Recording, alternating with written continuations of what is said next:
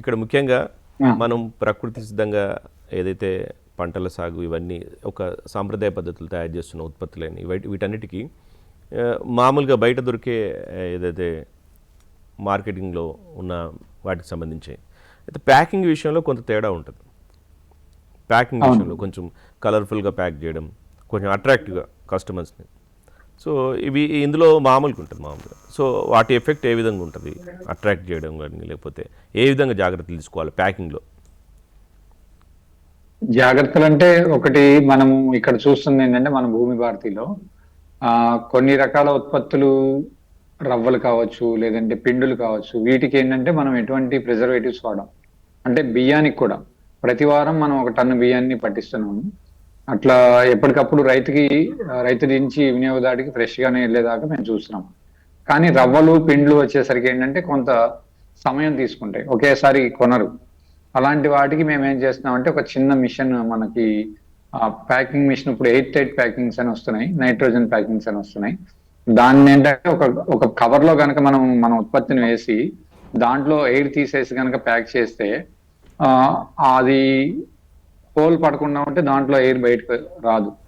అలాంటప్పుడు సంవత్సరం రోజులైనా మనం ఎటువంటి ప్రిజర్వేటివ్స్, పురుగులు పట్టకుండా వాడే పౌడర్స్ వాడకుండా మనం వినియోగదారుడికి అందించవచ్చు. అలానే అట్రాక్టివ్ విషయానికి వచ్చేస్తే ఏంటంటే అంత పెద్ద ప్రాసెసింగ్ చేయాలి అంటే చిన్న రైతులకి మనలాంటి వాళ్ళకి కష్టం.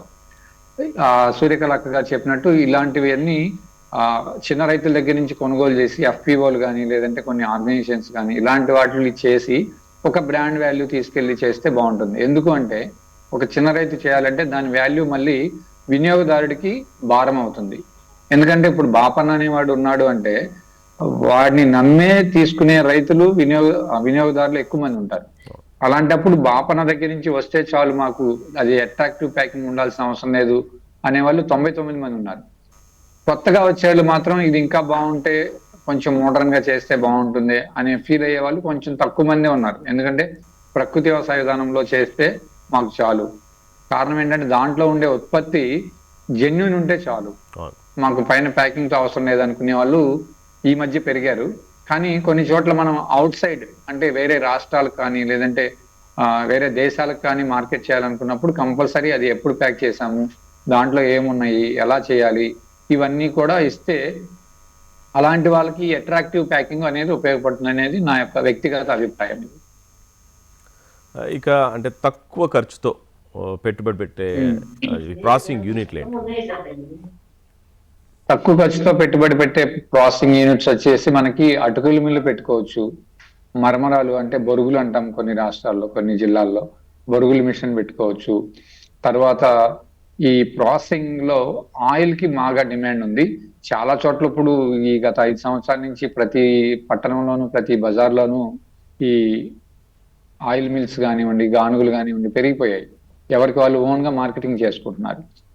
దీంతో పాటుగా రవ్వ మిల్లులు, పిండి మిల్లులు కూడా చిన్న చిన్నవి ఇప్పుడు, ఎందుకంటే ప్రభుత్వం పిఎంఈజీపీవై అని చెప్పి గ్రామీణ ప్రాంతంలో పెట్టుకునే ఒక కొత్త ఎంటర్ప్రెన్యూర్ కి చాలా తక్కువ సబ్సిడీతో అంటే ఎక్కువ సబ్సిడీతో మనకి ఇలాంటి మిషనరీలు పెట్టుకోవడానికి చాలా అవకాశాలు ఉన్నాయి. ఫుడ్ ప్రాసెసింగ్ యూనిట్ వాళ్ళని మనం డిస్టిక్ లెవెల్లో ఉన్న అధికారులను సంప్రదించిన, లేదంటే మన మండల వ్యవసాయ అధికారులను కానీ, హార్టికల్చర్ అధికారులను కానీ సంప్రదించిన ఇలాంటి మిషనరీస్ పైన ఎటువంటి సబ్సిడీలు ఉన్నాయి, దానికి మనం ఎంత కట్టుకోవాలి, లేదా డ్వాక్రా గ్రూపుల్లో ఇప్పుడు నిన్న గుంటూరులో సరస్సు అని ఒక మీటింగ్, పెద్ద దేశవ్యాప్తంగా ఉన్న డ్వాక్రా మహిళలందరి చేత సరస్సు అని ఒక పెద్ద ప్రోగ్రాం జరిగింది. దాంట్లో కొన్ని 100 మంది మహిళలు వాళ్ళ యొక్క ప్రకృతి వ్యవసాయ ఉత్పత్తులన్నింటిని ప్రదర్శన చేశారు. ఇలాంటి సమయంలో మనము ఈ మార్కెటింగ్ చేసే వాళ్ళందరూ కూడా అక్కడికి వచ్చి వాళ్ళ దగ్గర ఏమేమి ప్రొడక్ట్స్ ఉన్నాయి, అంటే మిషనరీస్ ఏమున్నాయి, దాని మీద ఏం సబ్సిడీ ఇస్తాము, ఇవన్నీ కూడా వాళ్ళు ఎక్స్ప్లెయిన్ చేయడం జరిగింది. ఇలాంటి వాటికి మనం అప్పుడప్పుడు హాజరవుతూ ఉంటే మనం ఎలాంటి మిషనరీ పెట్టుకోవాలి, ఎలాంటి మనం బెనిఫిట్ పొందొచ్చు, ఒక గ్రూప్ గా, ఇందాక సూర్యకళక్క గారు చెప్పినట్టు ఒక గ్రూప్ గా ఉంటే పెద్ద మిషనరీలు కొనుక్కొని మనందరి కింద పెట్టుకొని మన ఉత్పత్తులన్నీ ఉపోత్పత్తులుగా తయారు చేసుకునే అవకాశం ఎక్కువ ఉంటుంది. ఇలాంటి వాటన్నింటినీ చేయాలి అంటే ఒక కర్రని ఇరవటం ఈజీ, అదే కట్టలా ఉన్న కర్రని ఇరవాలంటే కష్టం.